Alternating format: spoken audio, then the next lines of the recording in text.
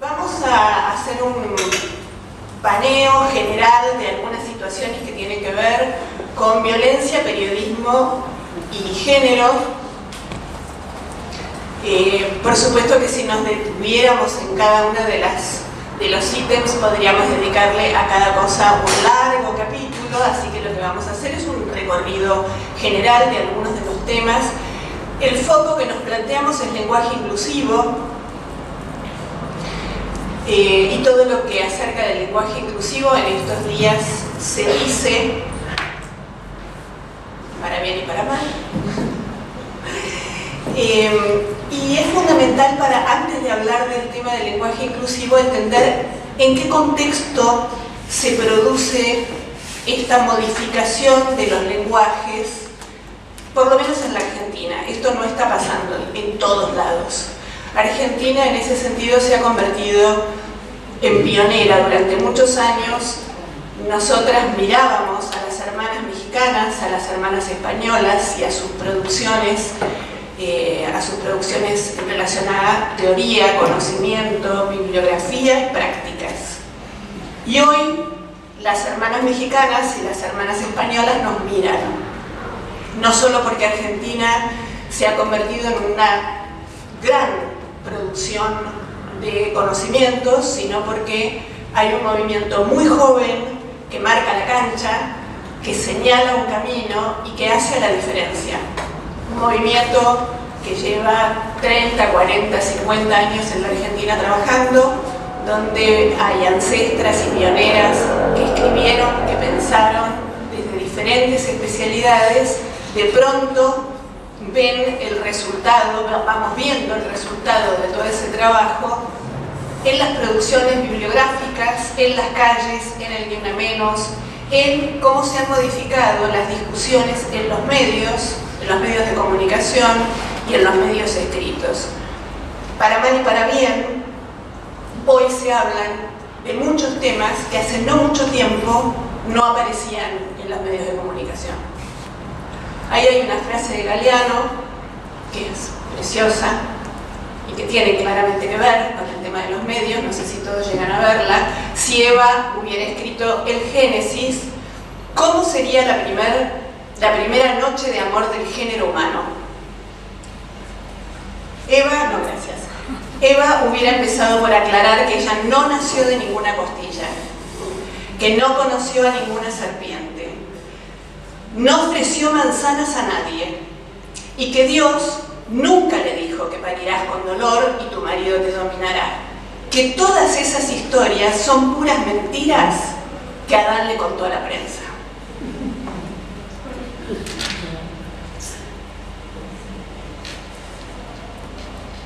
Fabiola Calvo Ocampo es una periodista, coordinadora de la Red Colombiana, integrante de la Red Internacional de Periodistas con Visión de Género, de la cual la Red Internacional de Periodistas con Visión de Género en Argentina es parte.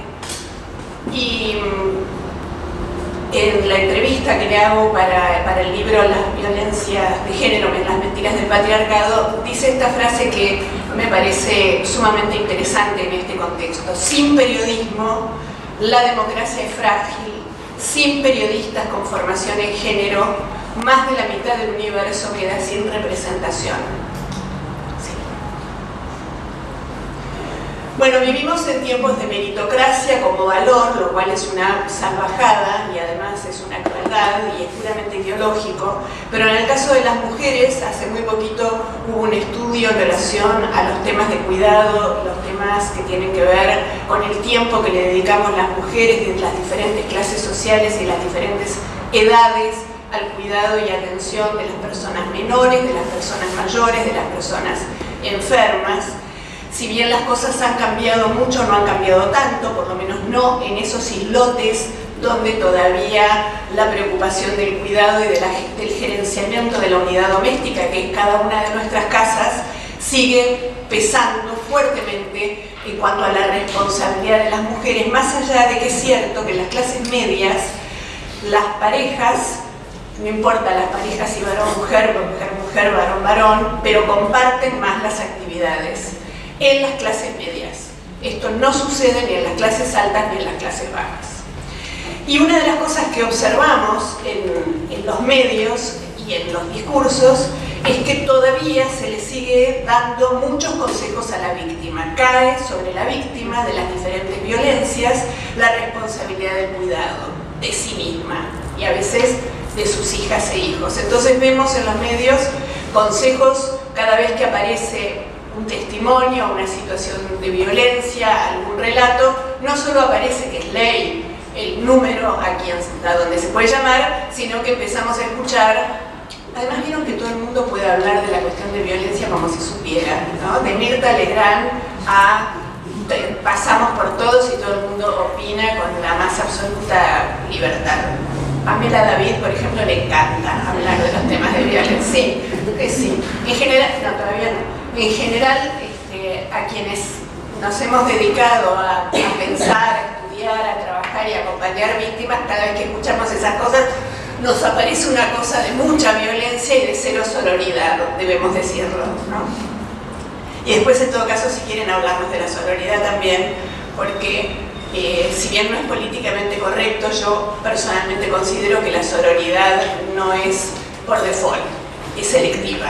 Yo no tengo obligación de ser sorora con alguien solo por su condición de mujer, y la prensa de la sororidad nos endilga una cuestión en automático, ¿no? Como si tuviéramos que, por el solo hecho de ser mujer, tener actitudes de empatía, y la verdad es que eso nos vuelve al territorio de lo maternal, de lo buenas que somos, somos tan buenas que hasta odiamos a quienes nos hacen, que hasta amamos a quienes nos odian. Bueno, no, chicas, la verdad es que no es saludable eso. Esto no lo digo como periodista, lo digo como psicóloga. No es saludable amar a quienes nos hacen daño. Lo interesante, perdón, esto es sororidad.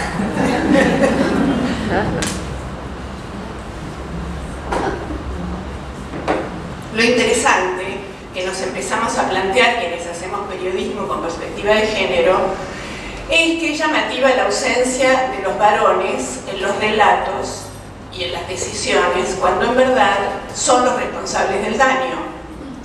Entonces, los consejos son: no te quedes callada, pedí auxilio, el agresor suele ser cobarde, pero no hay consejos para quienes efectivamente producen el daño.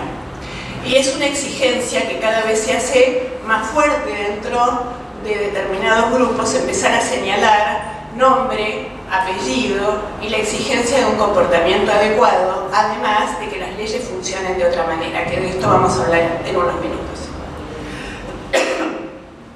Este es un estudio que acaba de salir. El Banco Mundial hizo una investigación acerca de la desigualdad. Dice que las leyes argentinas son las segundas más machistas de Sudamérica, solo superadas por Surinam. Esto es reciente. A la que le interesen los datos la puede googlear. Una reciente investigación del Banco Mundial.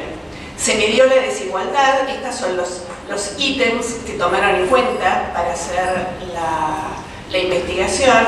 Y a mí me llamó la atención el ítem libertad de movimiento, porque veníamos hablando de la brecha salarial, de lo que significa el matrimonio clásico, de lo que significa no poder acceder y disponer de dinero propio, pero la libertad de movimiento es algo que me parece que se incluye por primera vez y es sumamente interesante, porque nos lleva a plantearnos otras situaciones donde las mujeres no tienen la posibilidad de moverse en libertad a pesar de no estar atadas.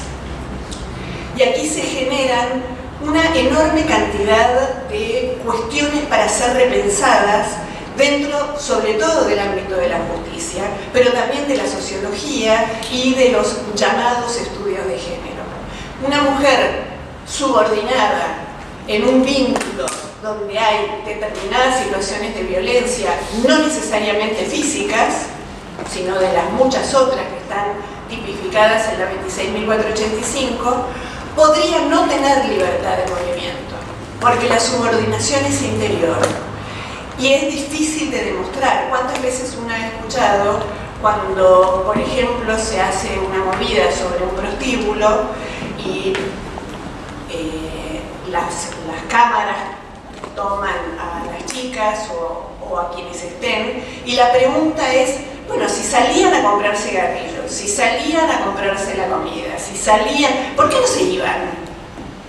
Bueno, si le pegaba y ella no se quería quedar, bueno, ¿y por qué no se iba? ¿No? Y en ese sentido creo que la inclusión de la libertad de movimiento nos incorpora un dato interesante como una ventana que se abre para poder seguir pensando que la falta de libertad no necesariamente es física, del mismo modo que nos llevó mucho tiempo darnos cuenta que las violencias no solo son las físicas. ¿Sí?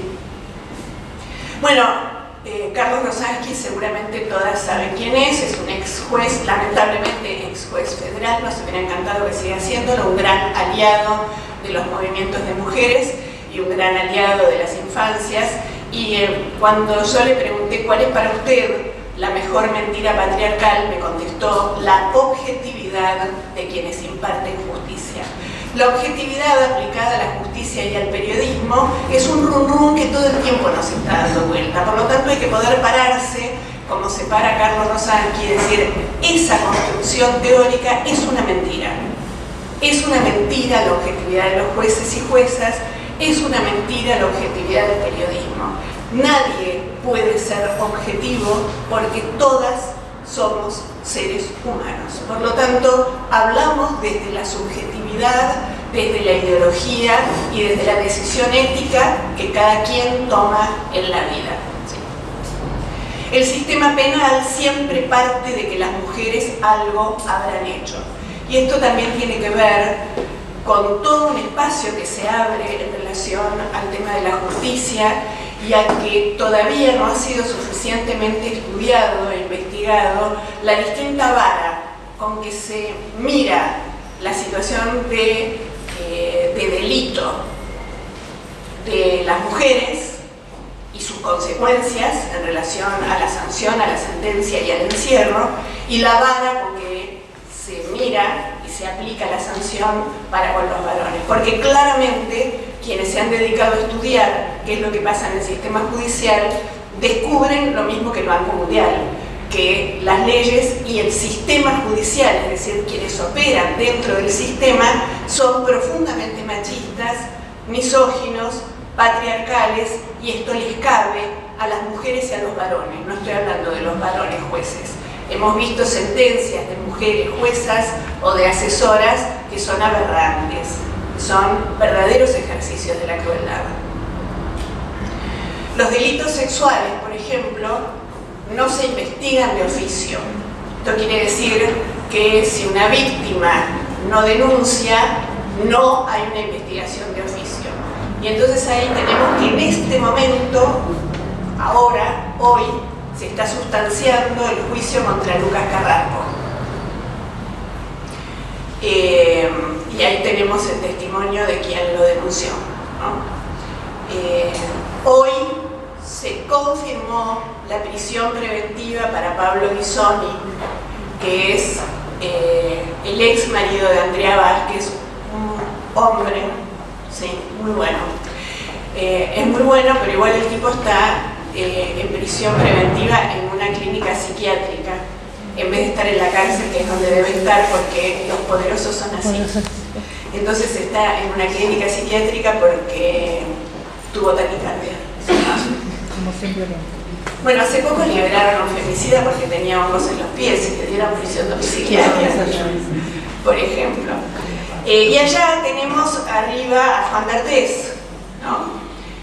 Con Telma Fardín. Sin ninguna duda, estos casos nos muestran que efectivamente las cosas las estamos cambiando, que en algunas circunstancias, ya sea por la presión de las redes y del movimiento de mujeres y de los varones y movimiento de la comunidad gay, lesbiana, travesti que acompaña, de un sistema judicial que empieza a ser permeable, seguramente hablar de esto con Diana, con las personas más jóvenes. Diana tiene un observatorio que funciona maravillosamente dentro de la Facultad de Derecho. Algunas cosas empiezan a cambiar y me parece que estos son 3 casos que muestran claramente que tenemos esperanzas, que no estamos tan mal. Mientras tanto, Nair Galarza, que es una jovencita que, como todo el mundo sabe, mató a su novio en una moto, tiene rápidamente una sentencia de perpetua. Y me pareció interesante este tuit. Los asesinos de Lucía Pérez van a estar como máximo 9 y probablemente salgan antes por buen comportamiento, luego de drogar, empalar, violar y asesinar a una chica de 16 años. Confirmaron la cadena perpetua para Nair Galarza en menos de un año. Ahora hay un femicidio cada 28 horas y no vemos perpetua para ninguno de los femicidas. Bueno, acá tenemos el caso justamente de lo que hablábamos recién, de los asesinos de Lucía Pérez. Durante los alegatos, el fiscal Daniel Vicente había pedido prisión perpetua para Farías al considerarlo autor de abuso sexual con acceso carnal agravado en concurso ideal con femicidio, con el agravante del suministro de estupefacientes a una menor. Por supuesto, no les dieron perpetua a ninguno de los dos, ¿no? Sí. ¿Cómo me gustaría ser pared para que te ofendas cuando me tocan sin permiso? Pero a vos te indignan los grafitis. Y esto es algo, una amiga, Lucrecia Olier, que dice que las paredes son los periódicos de las y los pobres. Y que poder escribir en las paredes a veces es la única posibilidad que determinados grupos tienen de expresarse, porque no llegan a los medios, ni sobre todo a los medios de alcance nacional, la posibilidad de mostrar en realidad qué es lo que está sucediendo, ¿no? Por supuesto que hay cada vez más medios digitales, mal llamados medios alternativos, porque ahora ya no tendrían por qué llamarse alternativos, pero un minuto en un medio de difusión masiva de alcance nacional tiene un impacto en la construcción de sentidos de una sociedad que para todos los otros medios implica la necesidad del graffiti, la necesidad de la marcha, la necesidad de salir a la calle, porque si no, no hay visibilización posible.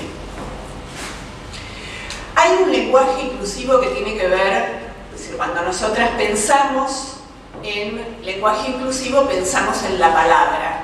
Y a mí me gustaría llamar la atención sobre las múltiples formas de los lenguajes. El lenguaje visual, el lenguaje auditivo, los colores que se utilizan para acompañar una imagen. Todo esto es un lenguaje visual. Los y las publicistas saben muy bien de qué se trata la utilización del lenguaje visual, y los que hacen marketing político también. Entonces ahí tenemos dos fotos cuando hay quienes dicen, bueno, ya déjense joder, ya llegamos a todos lados, esto se terminó, ahora las mujeres hacen lo que se les da la gana, van a donde quieren, qué sé yo. Basta ver dos fotos, les recomiendo mucho, sobre todo las fotos de los domingos, de los diarios, de todos, incluso de los progres, para darse cuenta que en las fotos de las reuniones importantes, allí donde el poder se cocina de verdad, lo que vemos es eso, ¿no? Grupos de varones. Una vicedirectora fue sancionada por saludar a todos, todas, todes en Mendoza.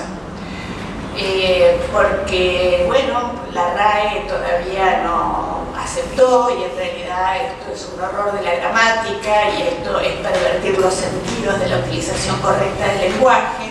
Mientras que en la misma semana sucedía que por unanimidad una universidad aprobó el uso del lenguaje inclusivo en tesis, trabajos prácticos y monografías.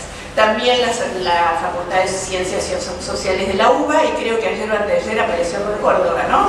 La de Córdoba. La de Córdoba, sí. El Mariano Acosta. Quiere decir que mientras tenemos algunos dinosaurios, como Feynman, por ejemplo, que, y sí, búsquenlo en YouTube, con esa imagen, enojadísimo porque cómo se nos ocurre decir todes, y cómo se le ocurre a Mónica Fein, que en ese momento, bueno, todavía es intendenta de Rosario, hacer una campaña oficial donde dice les amigues no sé qué cosa, y entonces él estaba absolutamente enloquecido de odio, él y toda la mesa, donde también hay una mujer. Lo digo para tener claro que el machismo no está en los genitales, ¿no? Esto es muy importante tenerlo claro.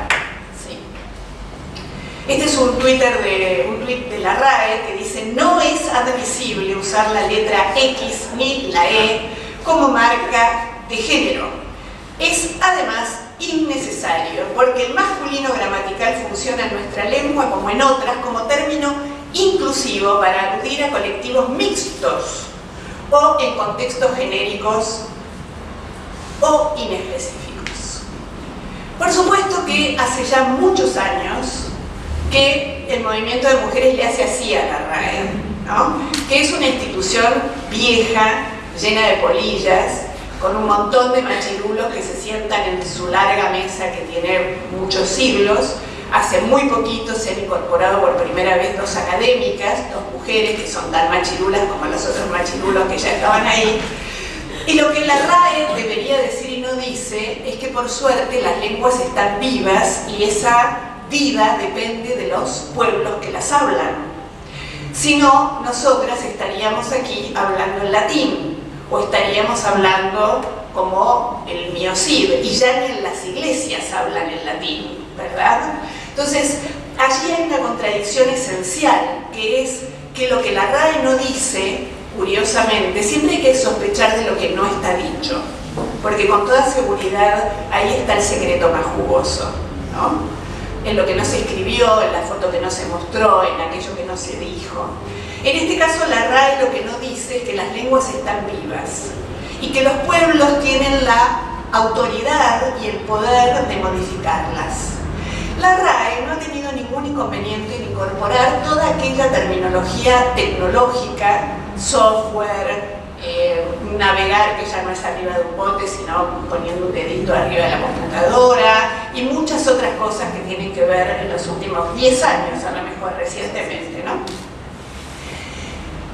Vamos a hablar un poquito de la cuestión de la E, pero lo que sí es importante es tener claro que la construcción del lenguaje es un posicionamiento ideológico, es una herramienta política. Y en este caso lo que está sucediendo en la Argentina es que las personas más jóvenes, sobre todo en los colegios, en los centros de estudiantes, se han convertido en protagonistas de la transformación del lenguaje. Y esto es fascinante. ¿Está concluida esta historia? No, recién empieza. Y nos cuesta mucho aceptar los procesos, sobre todo porque en los últimos 20 años se ha instalado, después del New Age de los 80, se han instalado las neurociencias, que nos enseñan que somos como computadoras, donde a tal causa tal efecto, y que para producir tal efecto hay que producir determinado síntoma, porque el ser humano, según Facundo Mares y según López Rossetti, reaccionaría de una determinada manera.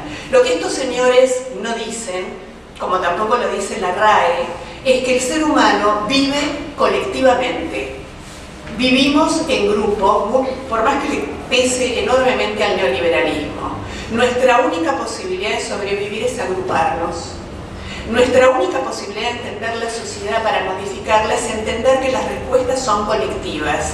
¿Y qué más colectivo que el lenguaje? Que es algo que hablamos para entendernos todas las personas que vivimos en una sociedad. Ahí tenemos la utilización de la X y de la arroba y un tweet de nuestra colega Leni Cáceres hablando acerca de la utilización de las palabras, que dice: no está bien expresar trabajo infantil porque es una contradicción. En dos palabras se legitima lo que se quiere desterrar. Niños y niñas no pueden trabajar. Es explotación a la infancia o explotación laboral a la infancia. Hay que cuidar las palabras e ir modificando. Y en eso están los feminismos y los movimientos de mujeres desde hace bastante tiempo, y personalmente considero que con suficiente éxito. Por supuesto, más lentamente de lo que a mí me gustaría, pero bueno, ¿qué va a ser? Ahí tenemos ejemplos de lenguajes visuales. Hubo hace unos años una artista plástica que hizo intervenciones en los semáforos. Luz de Arriba se llama ella, y fue sumamente interesante porque lo que descubrieron es que en general las señalizaciones son masculinas y que toda la iluminación tiende a tener los muñequitos en masculino. Por lo tanto, la intervención que hicieron sobre una zona céntrica de Buenos Aires fue poniendo en los semáforos las muñequitas de las mujeres.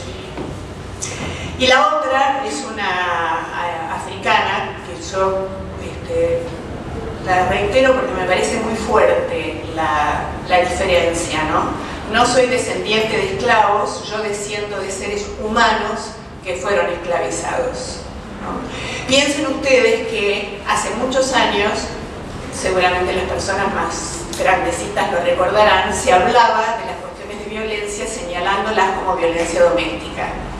Más tarde eso se convirtió en violencia familiar, luego fue violencia de género. Y ahora claramente hablamos de violencia machista porque el concepto de género es un concepto amplio. Violencia machista establece con mucha literalidad quién es el victimario y quién es la víctima. El lenguaje inclusivo, entonces, no es un fenómeno espontáneo, sino que responde a un momento histórico. Esto dice Luciana Weiner, y los estudios acerca de la herramienta política poderosa del lenguaje, por suerte, empiezan a crecer. La instalación del concepto de femicidio o feminicidio cambia el modo de mirar el paradigma de los asesinatos de mujeres. No solo porque antes se lo denominaba crimen pasional, sino porque el concepto señala con claridad que ahí hay un delito. No solo que ahí hay un delito que excede absolutamente las cuestiones personalísimas y privadas del ámbito doméstico y del amor romántico, sino que además hay un Estado que debe regular, que debe estar presente, que tiene el compromiso en la Argentina, compromiso que incumple, de hacer campañas, por ejemplo, y de generar una cantidad de dispositivos que brillan por su ausencia. Feminicidio no deja lugar a dudas. Hay un Estado que estuvo ausente, que no escuchó a alguien que iba mostrando, denunciando, señalando que su vida corría peligro. Sí. Títulos. Esto se ha convertido en un clásico, ¿no? Una fanática de los boliches que abandonó la secundaria, para completar la frase faltaba decir merecía que la maten, ¿no? Porque después de toda la piba que hacía, nada, estaba todo el tiempo en el boliche. Hay un estudio sobre 724 mujeres que señala que las mujeres no nos sentimos representadas. Seguramente Sonia va a detenerse más en el tema de la publicidad, en las imágenes de las mujeres que aparecen en las publicidades más famosas o que más circulan en los diferentes medios. La Corte Constitucional de Colombia determinó que el Estado otorgue gratuitamente toallas higiénicas para una mujer en situación de calle que usaba toallas de la basura durante sus ciclos menstruales. La medida debe extenderse a todas las mujeres en situación de vulnerabilidad en Colombia. Una línea de toallitas femeninas eligió hacer algo diferente y mostrar sangre en sus anuncios, porque todas recordarán que hasta hace muy poquito tiempo, y creo que todavía hoy, la mayoría de los anuncios publicitarios suponían que o teníamos sangre azul o tenían miedo de que la gente se impresione si era roja y no comprara las toallitas. Entonces, no. Bueno, me parece que a partir del grupo de economía feminista, del señalamiento del costo que tiene para las mujeres, del costo económico que tiene para las mujeres el ciclo menstrual, las toallitas, los tampones, la copita, lo que le implica a una mujer en situación de vulnerabilidad económica no poder acceder a eso que para quienes podemos comprarlo nos resulta tan natural, pero en momentos de crisis profunda para alguien que no tiene dinero es realmente un problema de higiene, es un problema de salud, es un problema de salud pública. Por lo tanto, la exigencia es cada vez mayor en relación a considerar esto dentro del presupuesto, en relación a los impuestos, y por supuesto, en ese sentido, insisto, es el periodismo con perspectiva de género quien empuja estos temas y los pone sobre el tapete, donde sea. Empezamos en las redes, seguimos en el periodismo digital, a veces podemos llegar a los medios de alcance masivo. Somos quienes integramos las redes de periodistas, quienes no tenemos ningún interés en la primicia, lo que nos interesa es que salga en algún lado, no podés vos, lo saco yo, no puede ella, lo saca el otro. Y entonces estas cosas que eran impensables, hablar en los medios de menstruación y que las toallitas sean rojas, como es nuestra sangre, y que se discuta en el ámbito de la economía, que nuestros ciclos menstruales requieren de una atención particular, son realmente un hallazgo que articula la posibilidad de difundir y comunicar con las cuestiones de la agenda de género. Por supuesto, el tema del embarazo en niñas, en adolescentes, como producto de una violación, y también en mujeres adultas que han quedado embarazadas sin buscarlo, han sido desde el año pasado un tema álgido, intenso, gracias al debate en el Congreso, en diputados y en el Senado, y de alguna manera los medios han reflejado esa situación, y como suele suceder, y esto ya lo describió en los años 70 Susan Faludi en un libro que se llama Reacción, la reacción al movimiento que avanza es fuerte, es intensa y tiene la misma intensidad y a veces más, la misma virulencia que el movimiento que hasta ese momento venía avanzando a paso tranquilo, ocupando las plazas y llenando los kiosquitos de pañuelos verdes. La reacción que ahora tienen pañuelos propios, celestes, y han constituido incluso un partido político y tienen una diputada como Granata, cuyo mayor mérito es ser opositora al aborto. De ninguna manera podríamos haber supuesto que Granata iba a terminar siendo diputada si no fuera por su fuerte mensaje. Ha habido una segunda o una tercera reacción a este movimiento, que son las campañas, que les recomiendo mucho que las busquen, de médicas y médicos por las miles de vidas. La respuesta a la defensa de las dos vidas es un grupo de profesionales que responden por las miles de vidas. Y esto sigue en proceso, es una espiral. Nunca el movimiento social es en línea recta.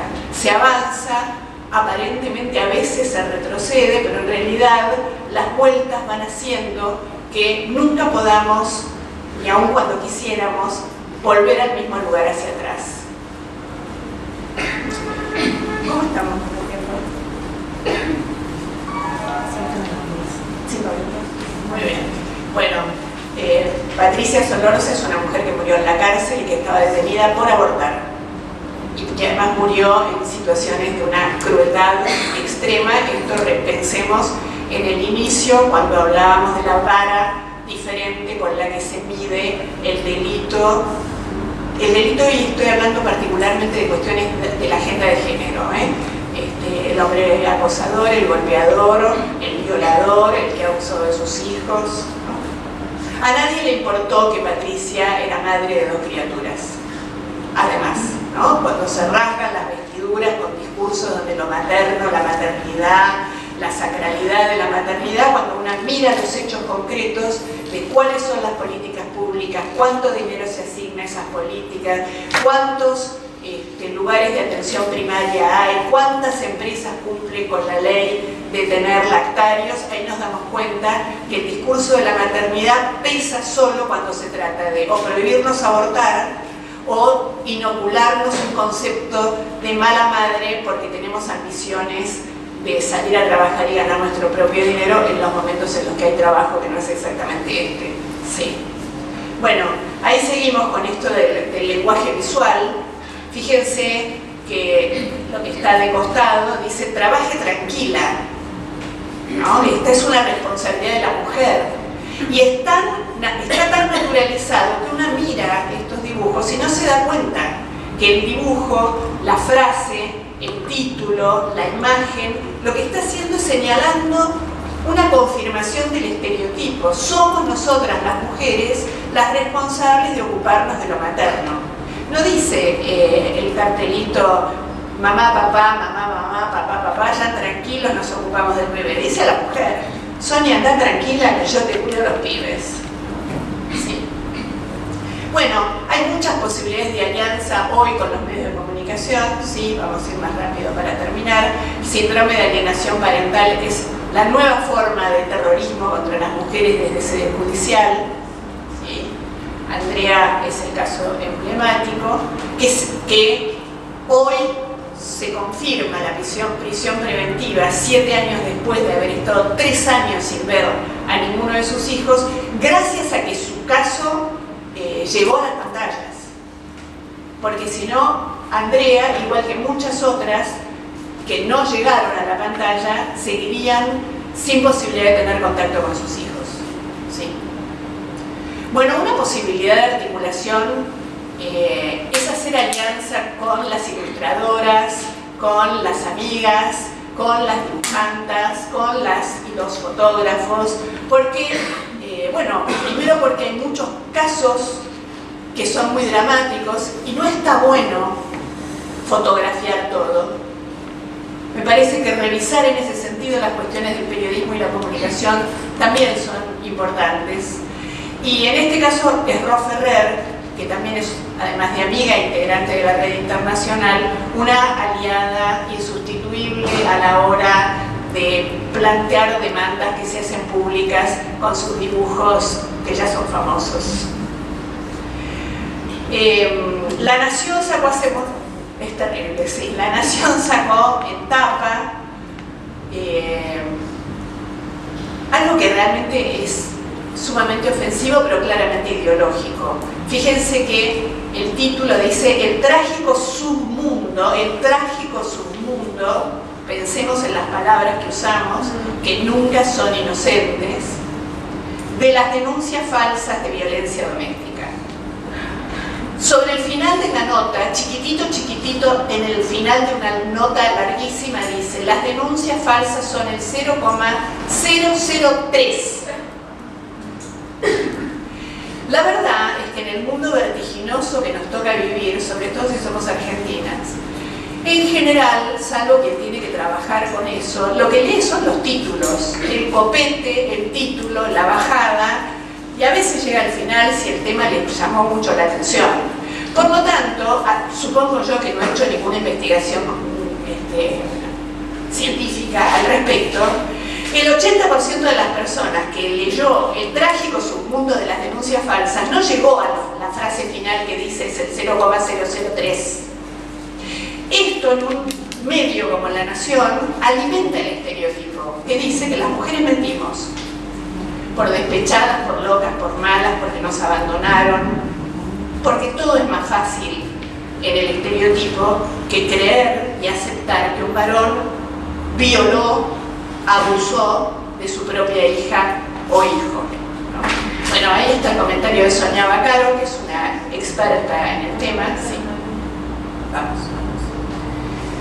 Paola Krum, ustedes saben que, así como decía recién Julia, iban a premiar a las actrices argentinas, el poder que tiene la palabra de quienes se convierten en referencia en esta sociedad tiene una potencia mayor que la de la ciudadanía de a pie. Por lo tanto, lo que las actrices, cantantes, actores dicen en los medios tiene mucho efecto.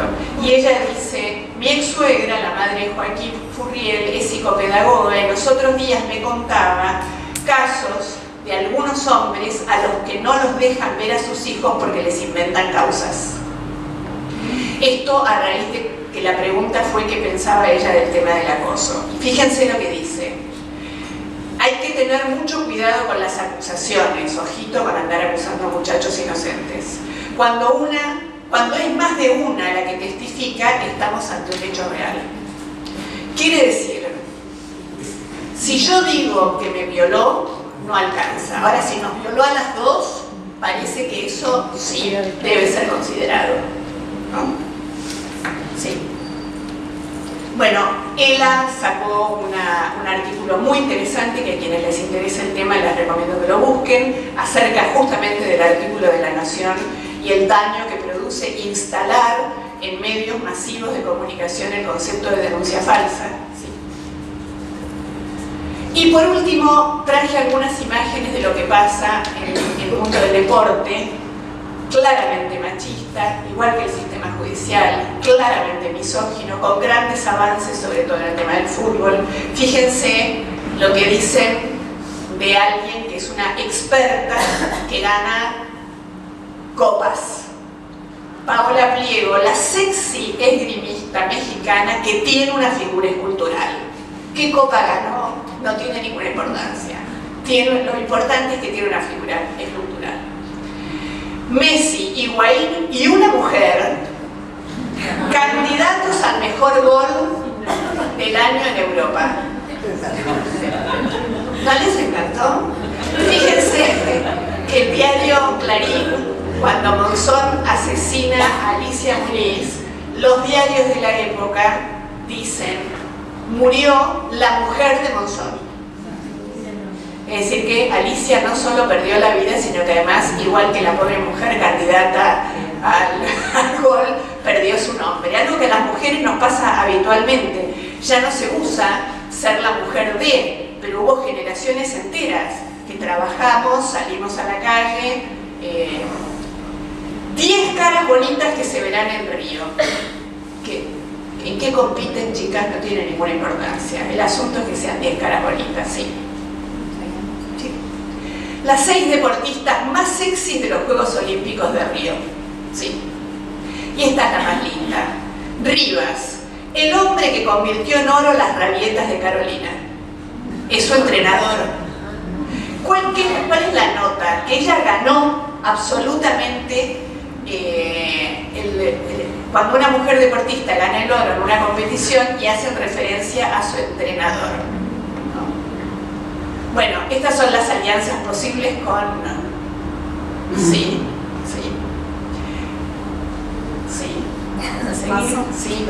Paso. La recuperación del daño que se produce desde los medios, ya estamos terminando, es una responsabilidad colectiva y esto es lo que me interesa señalar. Un gran efecto exitoso del patriarcado y del neoliberalismo, y en este sentido se asocian, es privatizar las cuestiones públicas, privatizar nuestros problemas, privatizar la falta de trabajo, privatizar con la meritocracia aquello que no supimos conseguir o que no pudimos conseguir. Es nuestra culpa.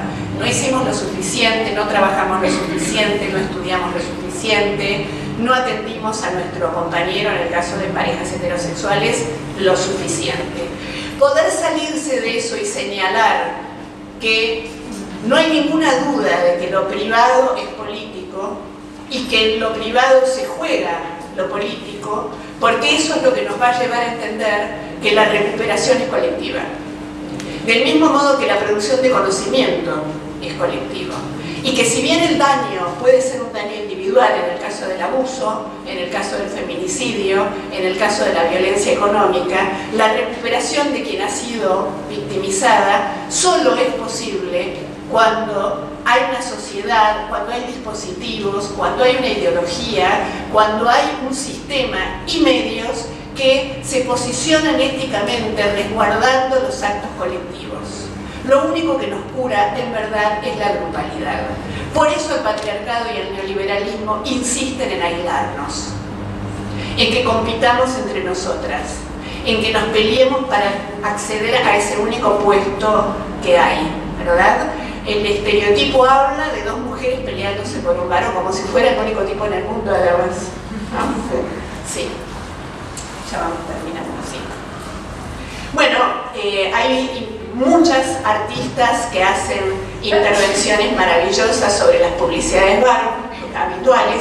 Fíjense que sobre la publicidad de Hacelo Fácil, de Liliana, que no soy yo, la intervención de las artistas agregan una tijera y dicen: hacelo fácil, cortá con los mandatos machistas. ¿Sí?